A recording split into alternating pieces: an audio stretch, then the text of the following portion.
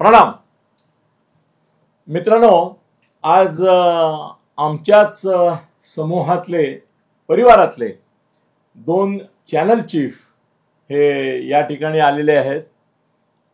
प्राध्यापक दयानंद नेने यांना आपण ओळखताच, त्यांचाही आता दयानंद नेने या नावाचा चॅनल सुरू झालेला आहे.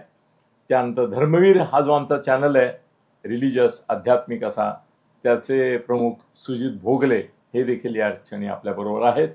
आणि काल मी ज्या वेळेला राज ठाकरे यांच्यावर व्हिडिओ केला आणि मी म्हटलं की 68 कोटी लोकांचा त्यांनी गंगेचा एक धिक्कार तिरस्कार करून अपमान केला आणि बरोबर नाही झालं. त्याने असं नको होतं करायला, हिंदूंच्या श्रद्धा दुखवायला नको होत्या. तर त्याच्यावर मला अभिजित पानसे आणि आमचा अविनाश जाधव यांनी सावरकरांचा दाखला देत काही मेसेजेस केले की सावरकर जे 1925 साली बोलत होते ते 2025 साली राज ठाकरे बोलतायत, काय चुकलं त्याच्यामध्ये वगैरे वगैरे.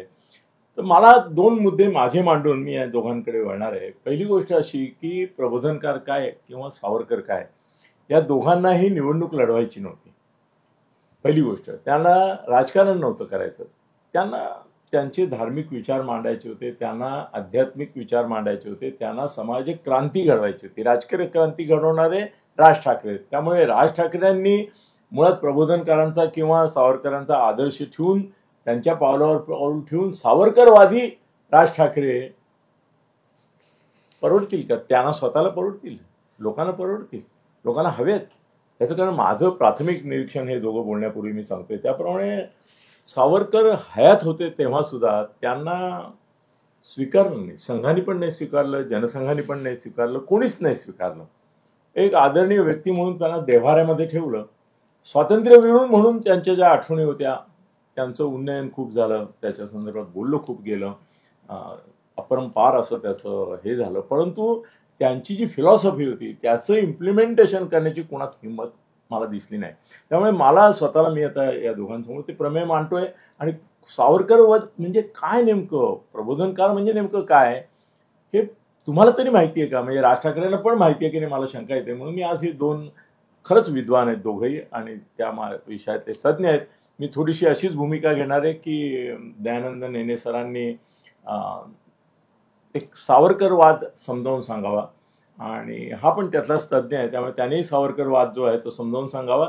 आणि राज ठाकरे यांच्याकरता तो प्रॅक्टिकल आहे का, आणि जर नसेल तर सावरकरवादाच्या माध्यमातून ते राजकीय क्रांतीचं त्यांचं उद्दिष्ट किंवा सत्तेपर्यंत पोहोचण्याचं उद्दिष्ट साध्य करू शकतील का, या माझ्या प्रश्नांची उत्तर त्यांनी सविस्तर द्यावी. आजचा हा व्हिडिओ हा वैचारिक मंथनाचा आहे आणि हे दोघं तज्ज्ञ आहेत, त्यामुळे मी प्रस्तावनेची सुरुवात केली. आता मी प्राध्यापक दयानंद नेने यांना सांगेन की तुम्ही आधी राज ठाकरे आणि मनसे, काल त्यांच्या व्यासपीठावर ते हे होते सदानंद मोरे, तर राज ठाकरे यांनी सांगितलं की महाराष्ट्रभर मी त्यांची व्याख्यानं आयोजित करणार आहे.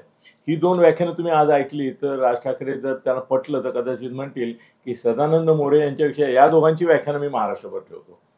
म्हणजे ते खरा सावरकरवाद, ते खरा हिंदुत्ववाद, ते खरा प्रबोधन ठाकरेंचे काय, प्रबोधनकारांचे काय हे होते संदेश, आणि ते किती प्रॅक्टिकल आता आहेत किंवा तेव्हाही रिलेव्हंट होते का याच्याबद्दल माहिती देतील. सर, असं समजू नका की हा मुलाखतीचा कार्यक्रम आहे, हा असं समजा की हे तुमचं आज आम्ही व्याख्यान ठेवलेलं आहे आणि तुम्ही सावरकरवाद, प्रबोधनकार आणि राज ठाकरे या तीन संदर्भामध्ये बोला. नंतर ह्याचा अँगल मला माहिती आहे आणि तो वेगळ्या पद्धतीने त्याच विषयाचा परामर्श घेऊन. तर आता तुमचं व्याख्यान सुरू करा, पाहिजे तुम्ही मध्ये येऊन बसा. ठीक, गो अहेड. साहेब, हा विषय पुढे नेण्याच्या आधी मी थोडं कालचा राज ठाकरेंचं जे भाषण होतं आणि त्याच्यानंतर आलेली मनसेतर्फे जी प्रतिक्रिया आहे तर त्याच्याबद्दल दोन शब्द बोलीन आणि मग आपण पुढे नेऊ हा विषय. राज ठाकरे काल जे बोलले ते ॲक्च्युली धक्कादायक होतं. म्हणजे पॉलिटिकली फारच डेंजरस विधानं त्यांनी स्वतःसाठी केली. आणि माझं एक पहिल्यापासूनचं मत आहे, राज ठाकरे हे एक पार्ट टाइम पॉलिटिशियन आहेत. मी आपल्या आधीच्या व्हिडिओजमध्ये बरेचदा हा विषयावर बोललेलो आहे. आणि आपली विधानं जे करतात त्यांनी ते त्यांचे जे कार्यकर्ते, त्यांचे जे नेते किंवा त्यांचे जे अनुयायी आहेत त्यांची गोची करतात. असं माझं एक स्पष्ट मत आहे. आणि त्यांनी जे गंगेसंबंधी विधानं केली काल, ती निषेधार्ह एवढ्यासाठी आहेत की ते थट्टा करत होते. म्हणजे ते आपलं मत मांडत नव्हते, ते गंगेची थट्टा करत होते. आणि सर, त्या संदर्भात एक माझा हस्तक्षेप मुद्दा मी मांडतो की काल मला यातल्या एका माहितगाराचा मेसेज आला होता. त्यांनी सांगितलं की आंतरराष्ट्रीय पातळीवरच्या तज्ज्ञांनी गंगेच्या पाण्याची वेगवेगळ्या ठिकाणी तपासणी केली आणि त्यांनी सांगितलं की बॅक्टेरिया ज्याच्यामुळे ते सगळे प्रदूषित होतात ते खाणारे असे जे बॅक्टेरिया असतात ते गंगेच्या पाण्यात असल्यामुळे गंगेचं पाणी हे शास्त्रशुद्ध दृष्ट्या सुद्धा शुद्ध असतं. बरोबर, असा एक निष्कर्ष आंतरराष्ट्रीय संघटनेने काढलाय. तो कदाचित तुमच्याकडे असेल. अच्छा, ह्याच्याच पुढे जे काल तुम्ही बोलला होता ते पुन्हा एकदा बोलावं. यद्यपि शुद्ध लोकम विरुद्धम, यद्यपि सिद्धम लोकविरुद्धम ना वदनीयम ना करणीयम. तर हे राज ठाकरेंना कोणीतरी, आपण मला वाटतं कालच आपण मेसेज आधी पाठवला होता तरी ते बोलले. अभिजित पानसेला पाठवला होता की सरांना दाखवतो. एक्झॅक्टली. आता अभिजित पानसे आणि मनसे अधिकृत ही त्यांची जी हँडल आहे त्यातनं जी नंतर प्रतिक्रिया आली आहे की राज ठाकरे जे बोलले ते सावरकर आधी बोलले होते आणि हे सगळं उशिरा सुचलेलं शहाणपण आहे. आणि आपण बोलून गेल्यानंतर त्यांना अपेक्षित नसेल असा प्रकारचा बॅकलॅश आला असणार आणि त्यासाठी म्हणून डॅमेज कंट्रोल करण्यासाठी अभिजित पानसेनी आणि अविनाशनी हे मेसेजेस सुरू केले. आम्ही सावरकरवादी आहोत आणि आम्ही त्या पद्धतीने बोलतोय. Actually Raj Thackeray is not even A patch on Savarkar. म्हणजे सावरकर एवढे महान होते की मी त्यांच्यासारखा आहे किंवा असं भासवणं किंवा असा विचार करणं हेही त्यांच्या फार पलीकडची गोष्ट आहे. समर्थकांनी ती तुलना करून हे फार हे हास्यास्पद तर आहेच पण अतिरंजित आहे ही गोष्ट. आणि हा विषय पुढे नेताना मी सुजित भाऊंना त्यांचं मत या विषयावरती काय आहे आतापर्यंत आपण जे बोलतो त्याच्यावरती, मग आपण सावरकर आणि यांच्यावरती पुढे बोलू. मुळातून असं आहे की गंगा जी आहे, गंगा हिमालयातून येते. हिमालयातून पर्वतावरनं येताना ते पाणी उड्या मारत मारत मारत जमिनीवरती येतं आणि गंगेच्या पाण्याचा OSD म्हणजे डिझॉल्व ऑक्सिजन काउंट जो आहे तो कुठल्याही प्युरिफाईड वॉटरपेक्षा अधिक असतो. म्हणजे 8च्या अबोव गंगेचा डिझॉल्व ऑक्सिजन काउंट आहे आणि तो गंगेला तुम्ही कुठल्याही लेवलला चेक केलं तरी तो असतो. म्हणजे पाणी पिण्याचा जो निर्देशांक आहे की एखादं पाणी शुद्ध आहे याचं मोजमाप काय, तर त्याच्यातला डिझॉल्व ऑक्सिजन कंटेंट किती आहे.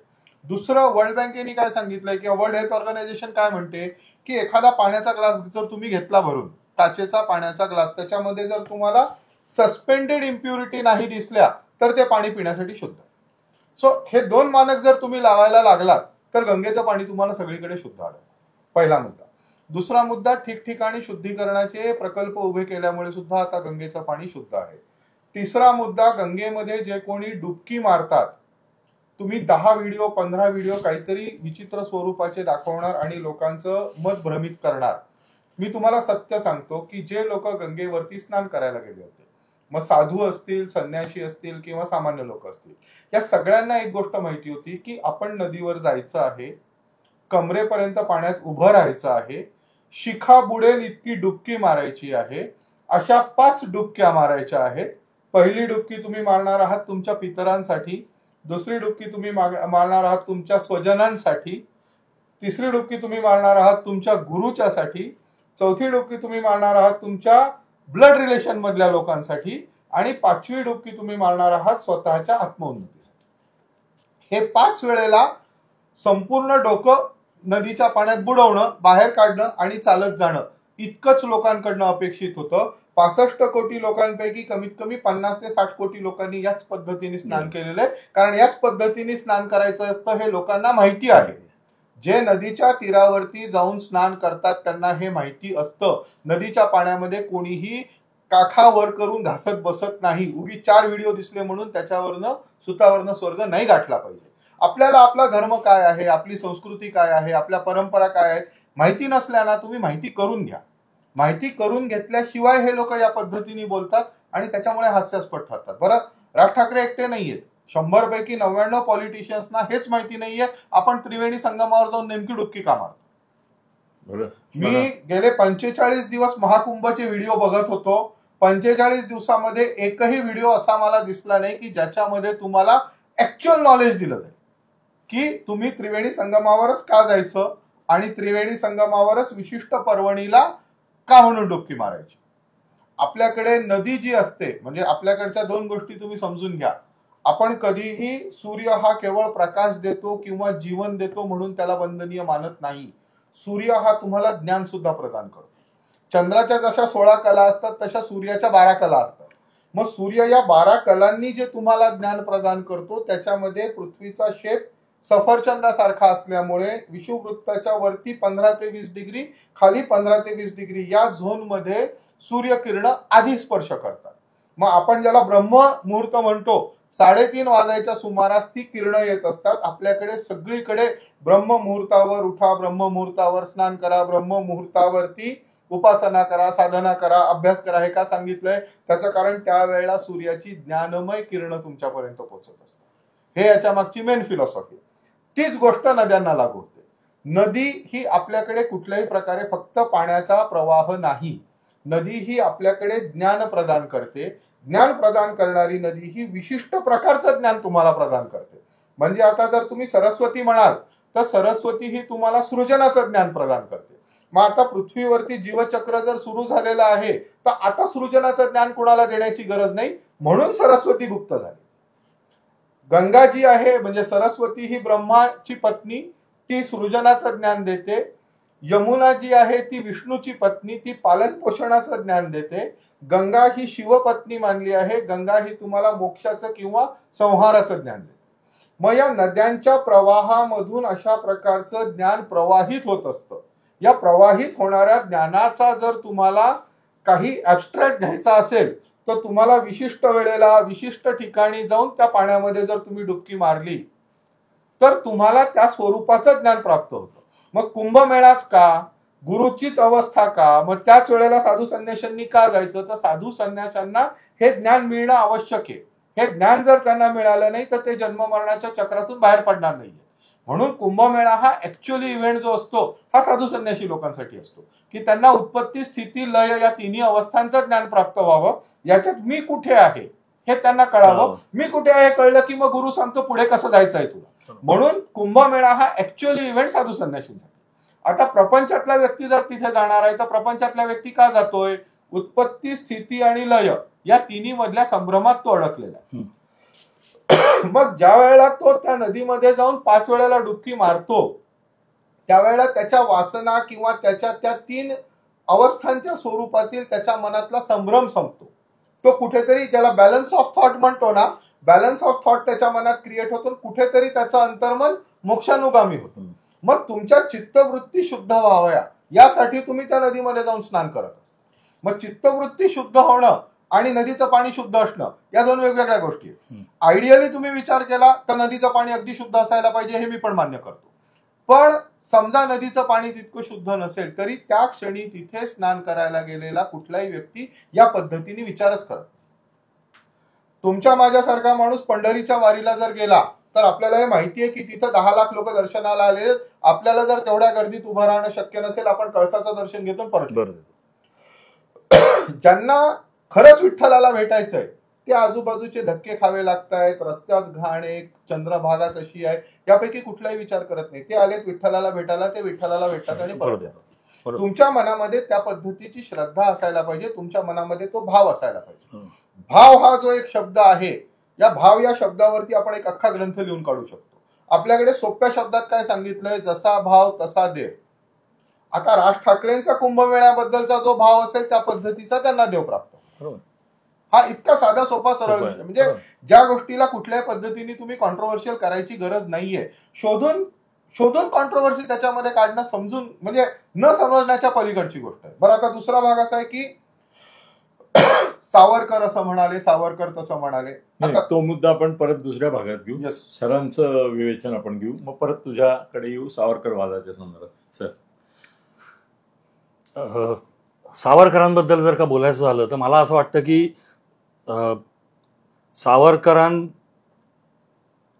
ची व्यक्तिरेखा ही जाणून बुजून अगदी स्वातंत्र्यपूर्व काळापासून इंग्रजांनी आणि काँग्रेसनी आणि काँग्रेसच्या विशेष करून त्यावेळेच्या शीर्ष नेतृत्वानी ही जाणून बुजून निगेटिव्ह किंवा म्हणजे ज्याला आता राहुल गांधी माफीवीर वगैरे बोलतात किंवा घाबरट म्हणा किंवा असे जे जे त्यावेळेला त्यांनी शब्द वापरलेत, ही जाणून बुजून उभी केलेली एक व्यक्तिरेखा आहे त्यांची आहे, जी त्यांनी पुढे जाऊन सुभाषबाबूंबद्दल पण तेच केलं.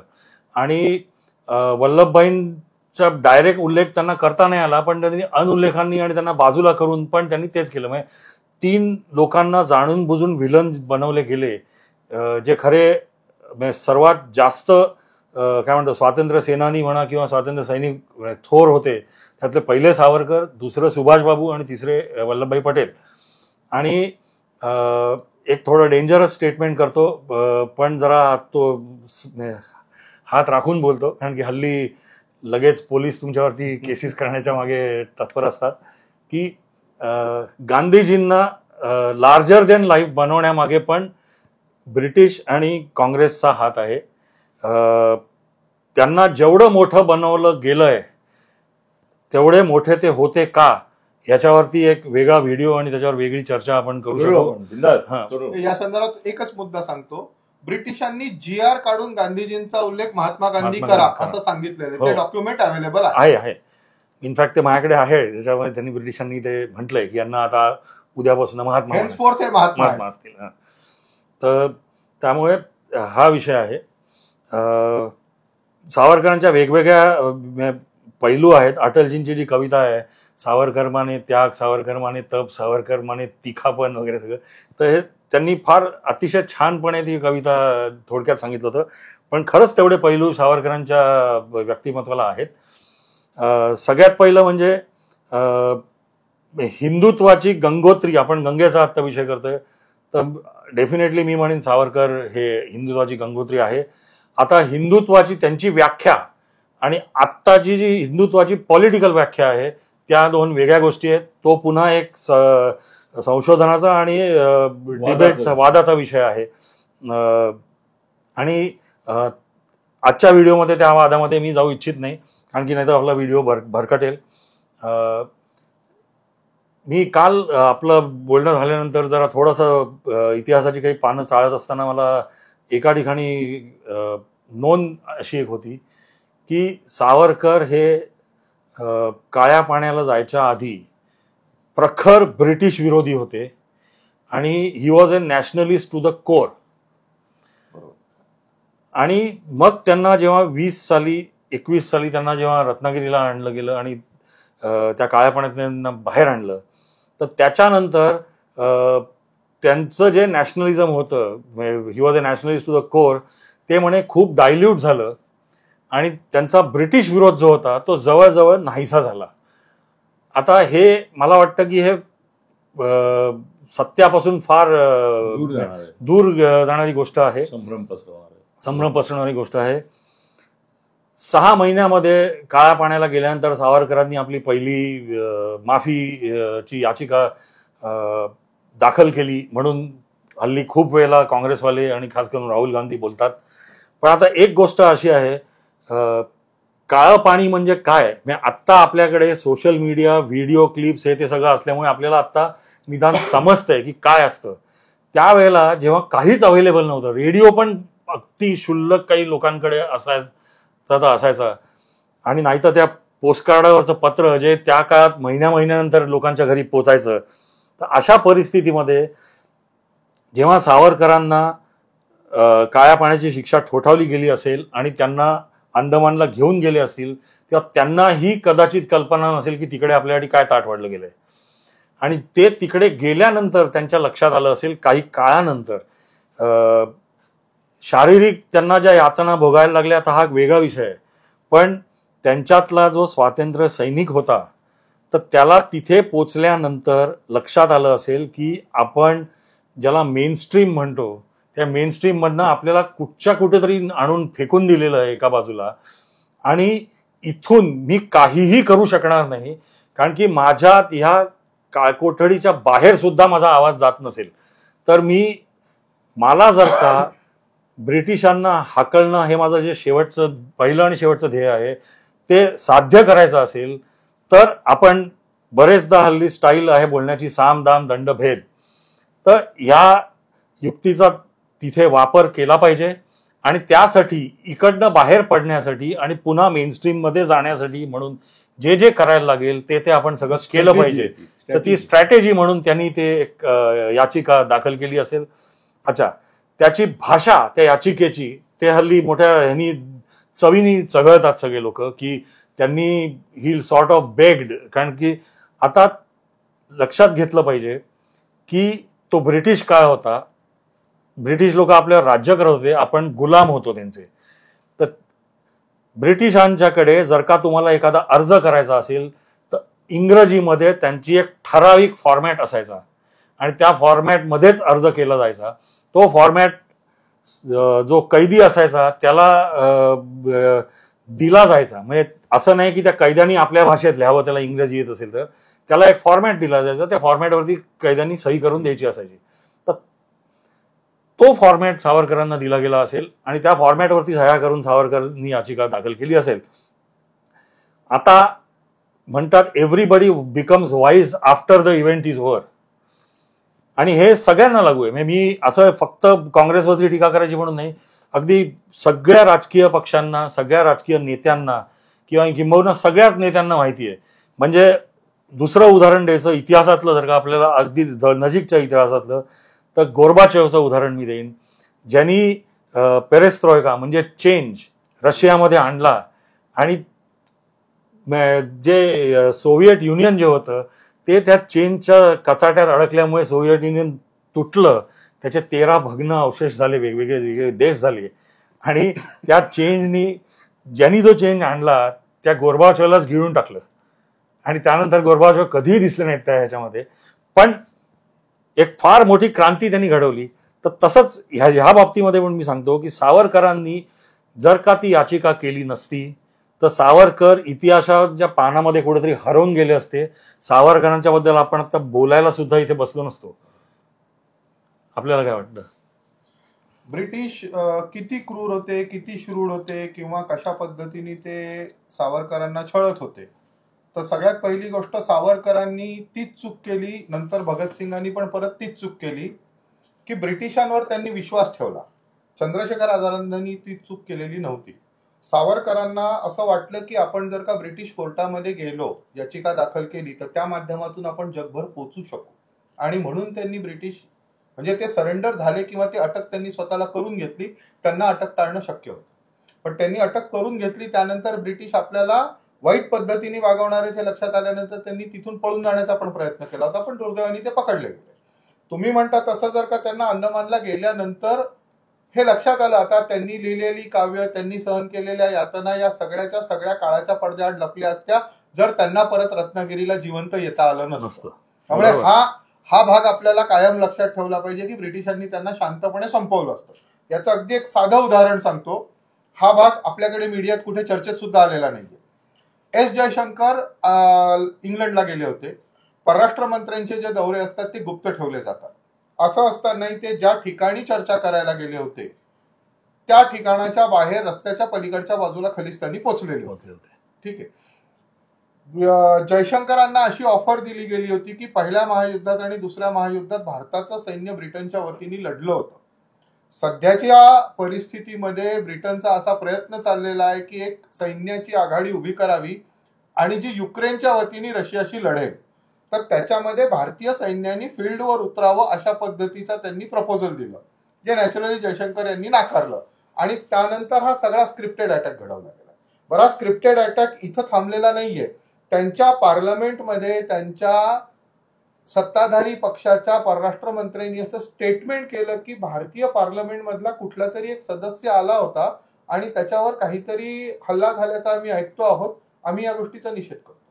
म्हणजे भारताचा परराष्ट्र मंत्री इथं आलेला होता हे सुद्धा त्यांच्या ऑफिशियल स्टेटमेंटमध्ये नोंदवलेलं नाही.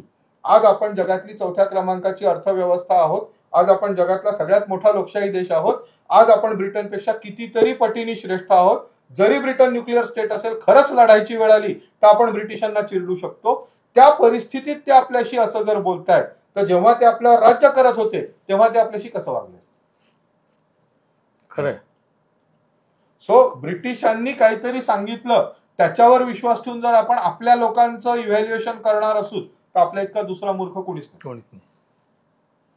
आणि मला तर या बाबतीत असं स्पष्ट आरोप आहे की निदान अगदी 2000 सालापर्यंत जो इतिहास आपल्याला शिकवला गेला तो ब्रिटिशांचा त्याच्यावर प्रचंड प्रभाव होता आणि फार चुकीचा इतिहास आपल्याला शिकवला गेला.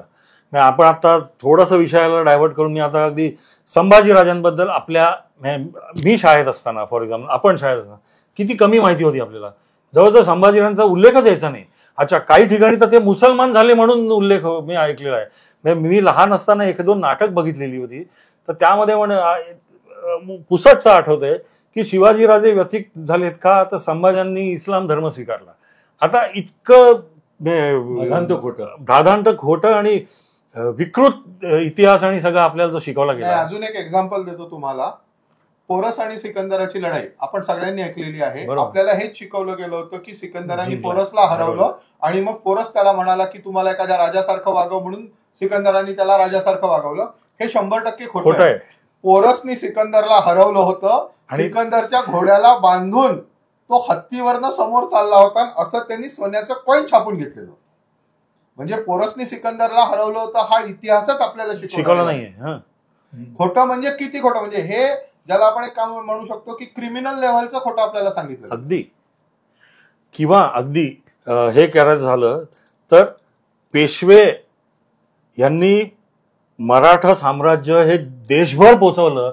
हे कुठेही इतिहासामध्ये मी शाळेमध्ये असताना कधी हा ऐकलं सुद्धा नव्हतं, कुठे वाचनात सुद्धा आलं नव्हतं. ते हल्ली ते दिसायला लागलंय की बाजीरावांनी कुठपर्यंत गेले आणि बाजीराव किती शूरवीर होते की त्यांनी एकही लढाई हरली नव्हती वगैरे. बाजीरावचा चॅप्टरच आपल्या कधी इतिहासामध्ये नव्हता. तर धादांत खोटा इतिहास आपल्याला आतापर्यंत शिकवण्यात आलेला आहे. आणि तीच गोष्ट सावरकरांच्या बाबतीमध्ये पण आहे. जे काही आपल्याला सावरकरांबद्दल सांगण्यात आलेलं आहे आतापर्यंत ते टोटल बायस्ड खोटं असा एक इतिहास आपल्याला सांगण्यात आलेला आहे. सगळ्यात मोठा खोटेपण म्हणजे ते माफीवीर होते. माफी मागणं he was a part of strategy, हे पहिलं सत्य ह्यातलं आहे. दुसरी गोष्ट, सावरकर जेव्हा रत्नागिरीला आले आणि त्यांना रत्नागिरीला ठेवण्यात आलं तर त्यावेळेला त्यांच्यावरती अनेक बंधनं ब्रिटिशांनी लादली होती की तुम्हाला हे करता येणार नाही, ते करता येणार नाही. त्यांनी ती सगळी बंधनं स्वीकारली. पण त्यांनी रत्नागिरीमध्ये येऊन जे काम सुरू केलं म्हणजे हिंदू धर्मामध्ये जी काय जातपात आणि हे सगळे एकमेकांच्या विरुद्ध तेढ वगैरे निर्माण होती तर त्यांनी ज्याला म्हणतो की he tried to cleanse the system from within, म्हणजे हिंदू धर्माची आत्मशुद्धी आपण म्हटली तर ही आतून त्यांनी करायला सुरुवात केली. आणि मला वाटतं रत्नागिरीमधलं त्यांचं जे काय वास्तव्य होतं त्यातलं सगळ्यात मोठं त्यांचं कार्य हे होतं आणि जे पुन्हा कधीही आपल्याला सांगण्यात आलं नाही. नुसते लोक हेच म्हणतात की त्यांनी ब्रिटिशांचा विरोध बंद केला, ब्रिटिशांविरुद्ध त्यांनी कधी काही केलं नाही, ते कधी स्वातंत्र्याच्या लढ्यात सामील झाले नाहीत त्यानंतर वगैरे. असं हे दुसरं मोठं धादांत खोटेपण आपल्याला शिकवण्यात आलंय. अधिक तुमची बाजू त्यामध्ये काय असेल तर त्यामध्ये. सावरकरांनी रत्नागिरीला स्थानबद्ध असताना सुद्धा समाज सुधारणेचं कार्य हाती घेतलं, अस्पृश्यता संपवण्याचं कार्य हाती घेतलं, अस्पृश्याच्या हातून त्यांनी एक मंदिर निर्माण. या सगळ्या गोष्टी सावरकरांनी केल्या. आता जो वाद चाललेला आहे त्या अंगाने मी 2 मुद्दे सांगतो. बऱ्याच जणांचं म्हणणं असं आहे की कुंभमेळ्यामध्ये आपण स्नान केल्यामुळे आत्मशुद्धी होते किंवा हे जे काय आहे ही अंधश्रद्धा आहे. तर श्रद्धा आणि अंधश्रद्धा या कालवश असणाऱ्या गोष्टी किंवा एखाद्या व्यक्तीने एखाद्या काळात मांडलेले जे विचार असतात ते सुद्धा कालवश असणारी गोष्ट. म्हणजे सावरकरांच्या चरित्राचा जर विचार केला तर तुम्ही सावरकरांचे जे जातुच्छेदक निबंध वाचले तर त्याच्यामध्ये त्यांनी गोमूत्राची टिंगल केलेली आहे, गाईला देव मानण्याच्या बद्दल त्यांनी टिंगल केलेली आहे, व्यवस्थित टिंगल केलेली आहे. ते त्या काळात त्यांना उपलब्ध असणारं जे ज्ञान होतं त्याच्या बेसवरती त्यांनी टिंगल केलेली आहे. बरोबर, 100% मान्य. आज आपण जेव्हा बघतो की गोमूत्राचा वापर करून तुम्ही कॅन्सरच्या रुग्णांना बरं करू शकता किंवा गोमूत्राचे मेडिसिनल यूज आहेत हे आजच्या मेडिकल सायन्सनी प्रूव्ह केल्यानंतर आपल्याला हे मान्य करायला काय प्रॉब्लेम आहे? समजा सावरकरांच्या काळामध्ये तेवढं इन्फ्रास्ट्रक्चर नव्हतं आणि त्यांनी गंगा नदी अशुद्ध आहे म्हणून त्याच्याबद्दल 4 शब्द जरी उच्चारलेले असतील, तुम्हाला गंगेच्या पाण्याच्या शुद्धतेवर टीका करायची आहे किंवा गंगेत जाऊन 65 कोटी लोक आंघोळ करतायत त्याच्यावर तुम्हाला टीका करायची, तुम्ही टीका करा की. राहुल गांधींनी टीका नाही केलेली आहे का, विश्वंभर चौधरींनी टीका नाही केली का, 100 लोकांनी टीका केली आहे. पण टीका करण्याचा सुद्धा एक दर्जा असतो, टीका करण्याचं सुद्धा एक स्टँडर्ड असतं. तुम्ही लोकांना जाणीवपूर्वक तुम्ही किती हीन आहात आणि मी किती श्रेष्ठ आहे असं जर सांगायला लागलात तर ते लोक तुम्हाला मतदान करतील का, एवढा तर बेसिक विचार करा ना. ह्याच्यामध्ये मी काल जे थत्ते साहेबांनी एक शब्द वापरला होता तो राज ठाकरेंना ह्यापुढे वारंवार ऐकायला लागेल, आतापर्यंत ऐकतच आलेले आहेत की हॅड.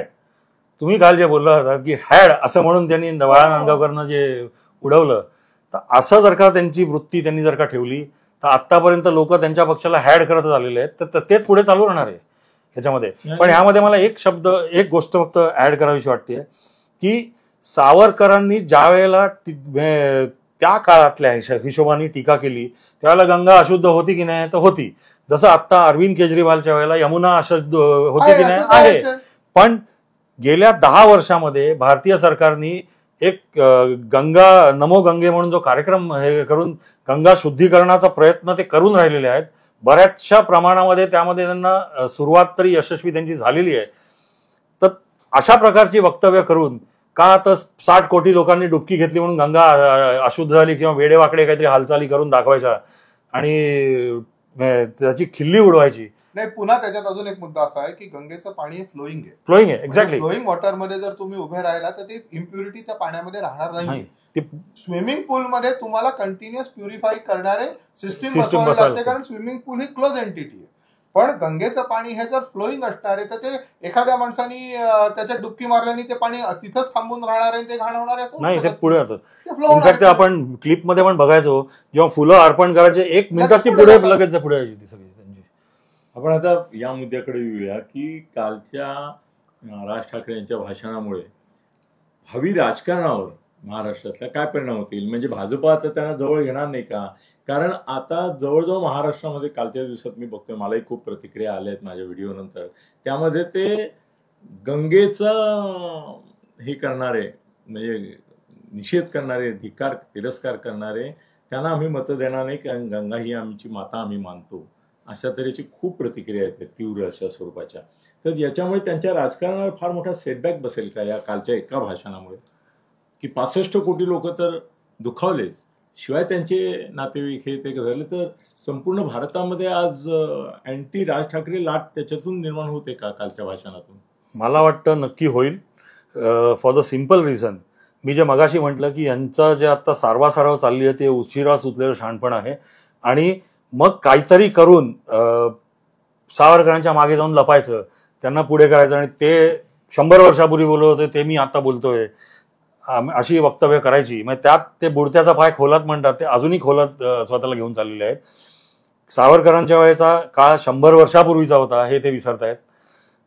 त्यावेळेला साधनं म्हणजे शुद्धीकरणाची साधनं आणि ती जवळजवळ अस्तित्वात नव्हती हे ते त्याच्याकडे कानाडोळा करतात जाणून बुजून. आणि केवळ एक महान कोणतरी व्यक्ती आहे ती त्यावेळेला अशी बोलली होती तेच मी आत्ता बोलतोय, म्हणजे स्वतःचं लिंकेज त्यांच्याशी एक बांधण्याचा एक अतिशय काय म्हणतो उपहासात्मक प्रयत्न त्यांचा चालू आहे. राज ठाकरेंचं कालचं भाषण मला वाटतंय की स्टेजवरती जे बसलेले होते सगळे त्यांचे मनसैनिक त्यातले 50% मनसैनिकांना सुद्धा किंवा 50% जे नेते बसले होते त्यांना सुद्धा ते पटलं नसेल. आणि बाळा नांदगावकर ज्यांना मी जवळजवळ 25-30 वर्ष ओळखतोय, चांगले मित्र आहेत आपले, त्यांना किती यातना मनातनं झाल्या असतील. कारण की जसं काल पण तुम्ही मांडलत आपल्या व्हिडिओमध्ये की मोठ्या श्रद्धेने ते कमंडलमध्ये गंगेचं पाणी घेऊन आले होते, त्यांना काही करायचं नव्हतं, त्यांनी ते हातात घेऊन फक्त डोक्याला लावून पत्नीला द्यायचं की ठेवून दे, एवढं जरी केलं असतं तरी त्यांची प्रतिमा कुठच्या कुठे त्यांच्या मनात त्यांच्या अनुयायांच्या मनात गेली असती. त्यांनी त्या पाण्याचं टिंगल केली ह्याचीमध्ये आणि कोणीतरी तिकडे काहीतरी करतंय आणि मी इकडे असं प्यायचं आणि काहीतरी म्हणजे अतिशय फार बोलवत सुद्धा नाही इतक्या घाणेरड्या पद्धतीने ते व्यक्त झाले होते काल त्याच्यामध्ये. आणि त्याचा फटका त्यांना नक्की बसेल. पण भाजपची युती करण्याची हिंमत संपेल याच्यामुळे असं वाटतंय की भाजप आता अशा राज ठाकरेंच्या बरोबर जाऊच शकणार नाही. आणि त्यांच्या हिंदुत्वालाच त्यांनी नाकारलं.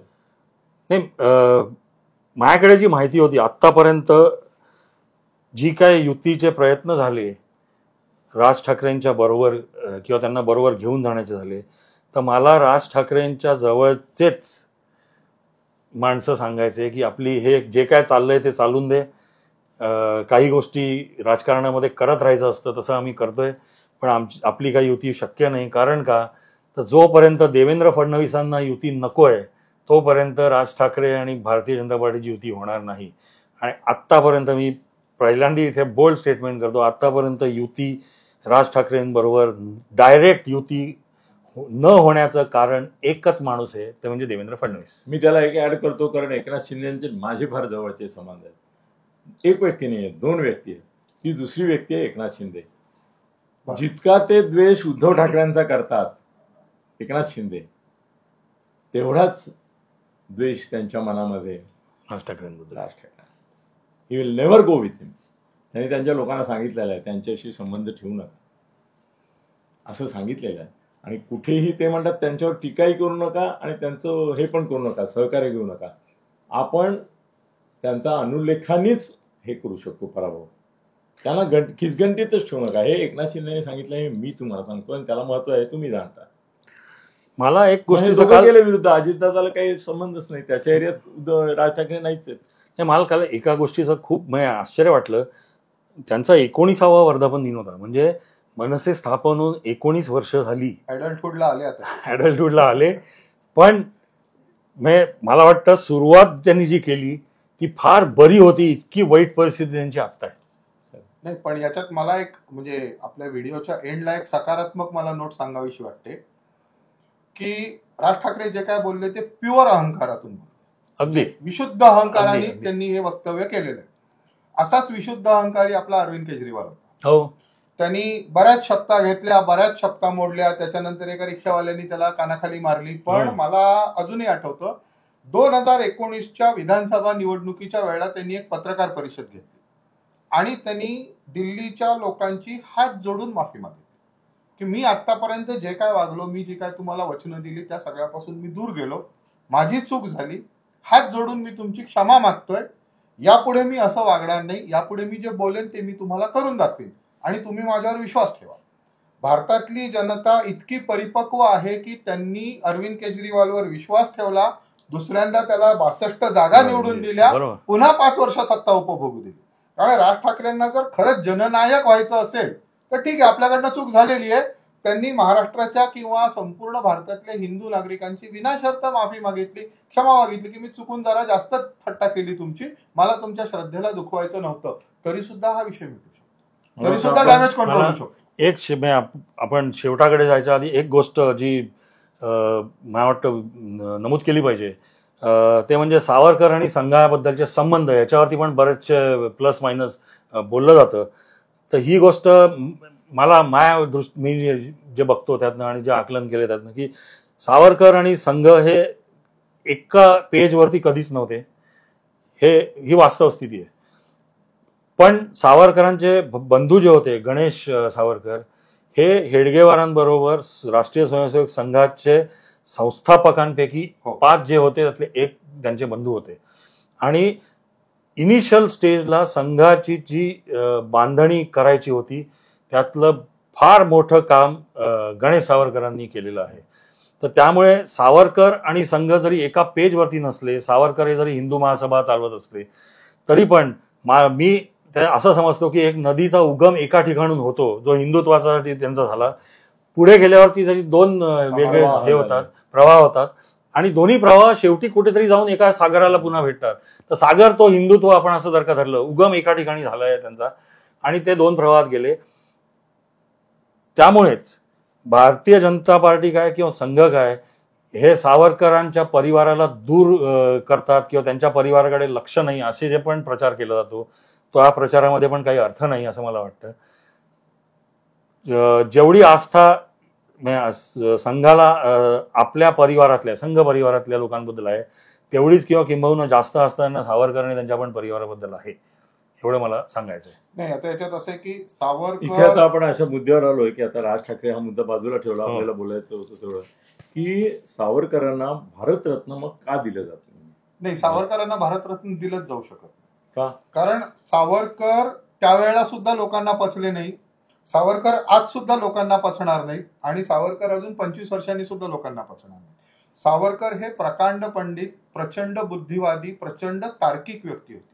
100% तार्किक असणारी व्यक्ती भारतीय समाज मानसाला पटत नाही. सावरकर हे त्या दृष्टीने थोडेसे दुर्बोध होते.